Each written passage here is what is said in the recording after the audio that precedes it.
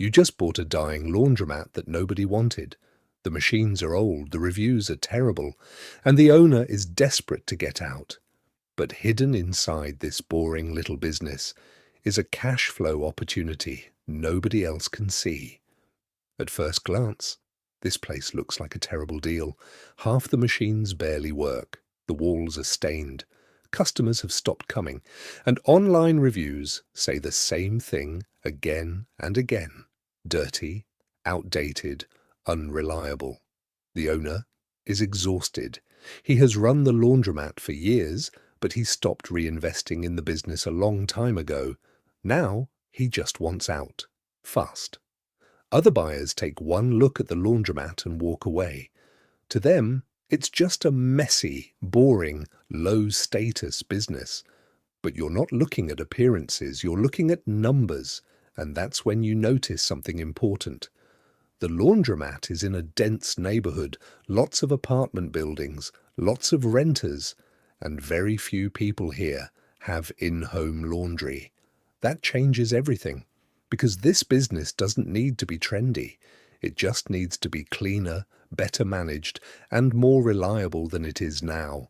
So you make an offer.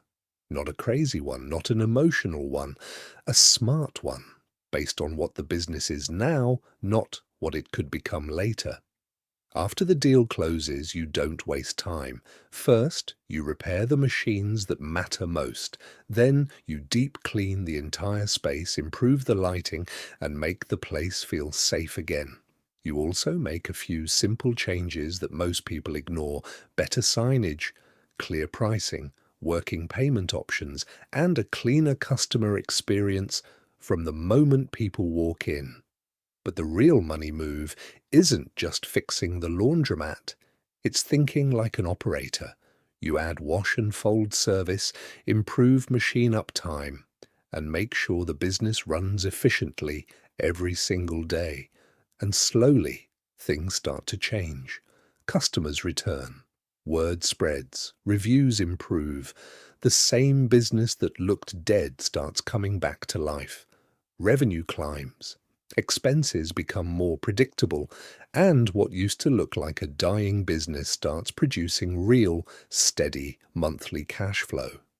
Now the laundromat is doing what boring businesses do best: quietly making money. Not flashy, not glamorous, just consistent cash flow from a business almost everyone ignored. And that's the lesson. Wealth isn't always built by chasing exciting ideas.